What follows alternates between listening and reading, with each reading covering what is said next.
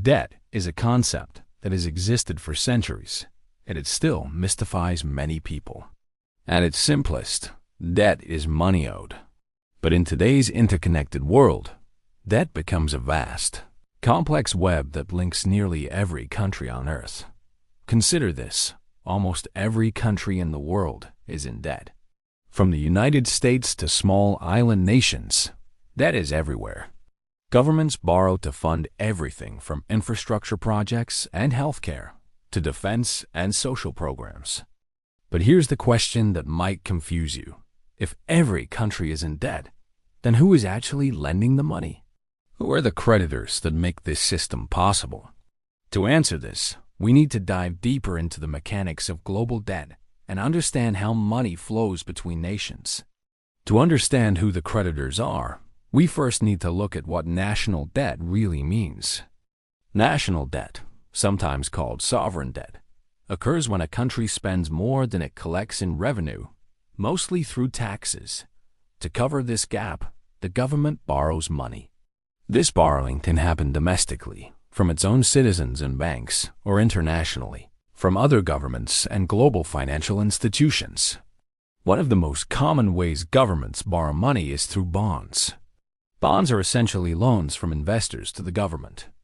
When you buy a government bond, you are lending money with the promise that the government will pay back the principal amount plus interest after a set period of time. For example, the United States borrows money through treasury bonds, which are purchased by both domestic and international investors. China, Japan, and other nations hold significant portions of U.S. debt, while U.S. citizens also buy these bonds through banks, pension funds, and other financial institutions. Japan is an interesting case because the majority of its national debt is held domestically. Japanese citizens and institutions are the primary creditors, which reduces the country's exposure to international pressure. Not all debt is external, and understanding this distinction is crucial to seeing how the global system functions. So, who exactly are the creditors? We can divide them into three main categories. First, there are domestic creditors. These include the citizens, banks, and financial institutions within the country itself. When people buy government bonds or invest in state-backed financial instruments, they are lending money to their own country. Second, there are foreign governments. Countries often lend money to one another, both as a financial investment and as a way to strengthen political and trade relationships. For instance, China holds a large portion of U.S. debt, which gives it leverage in international economics and trade negotiations. Third, there are international organizations, such as the International Monetary Fund (IMF), the World Bank, and regional development banks. These institutions provide loans to countries for specific purposes, such as economic development projects, disaster relief, or stabilizing struggling economies. These organizations act as global creditors and play a vital role in maintaining financial stability across borders. Now, here comes the tricky part. If almost every country is in debt, how can creditors exist? Isn't that a paradox? The answer lies in understanding debt as a network rather than a simple one-way obligation. One country's debt is another country's asset. For example, the United States owes billions of dollars to China in the form of treasury bonds.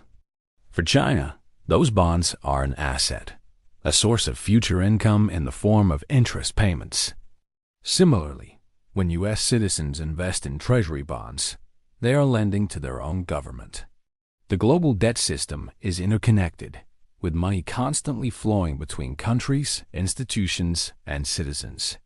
Even if the world as a whole is in debt, creditors still exist because they hold these financial assets that can generate income or influence. Debt also carries inherent risks. Excessive borrowing can make countries vulnerable to economic crises. If a major creditor loses confidence in a country's ability to repay, it can trigger a chain reaction affecting global markets. History provides several examples. The Greek debt crisis of 2010 showed how unsustainable borrowing could lead to severe economic disruption and necessitate international bailouts. The 2008 global financial crisis demonstrated how interconnected economies are. Problems in one country's banking system quickly spread worldwide. Creditors are not passive players. They hold the power to influence policies, stabilize or destabilize markets, and even use debt as leverage in international relations. The impact of debt extends beyond economics. It shapes global power dynamics and relationships between nations. Countries that hold significant amounts of another country's debt can wield considerable influence. For instance, large holders of U.S. debt, such as China and Japan, are in a position to impact U.S. financial policies indirectly. At the same time, the United States, as the issuer of debt held worldwide, maintains a unique position in global finance. The lending and borrowing relationship creates a delicate balance that governs not only economics but also international diplomacy. Interestingly, debt is not inherently bad. Managed responsibly, it enables governments to fund essential services, invest in infrastructure, and respond to crises. Borrowing allows countries to act on long-term projects without immediately raising taxes or cutting essential programs. However, excessive or poorly managed debt can become dangerous, creating a cycle of borrowing to pay off previous loans. In some cases, debt can lead to austerity measures, economic stagnation, and social unrest. Understanding the nature of debt and creditors is crucial for both citizens and policymakers. On a bigger scale, debt illustrates the interconnectedness of the global economy. Every financial decision made by one country can ripple across continents. The balance of borrowing and lending creates a system of trust. Governments, banks, institutions, and individuals must believe that debts will be repaid. This trust keeps the global economy functioning.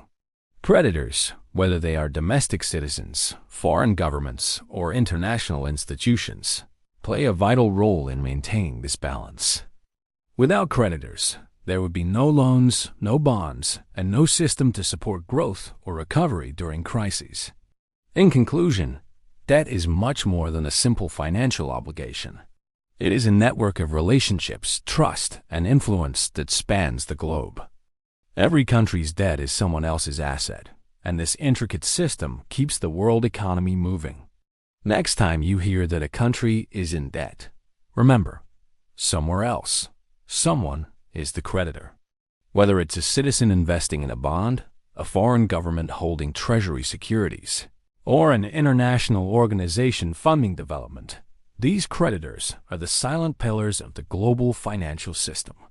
Understanding debt allows us to see not only how money flows, but also how power and influence are distributed across nations. The balance of lending and borrowing, one bond, one loan, and one promise at a time, is what keeps the global economy alive. Your creditor may be closer than you think, and in this interconnected system, every loan and every repayment has a story.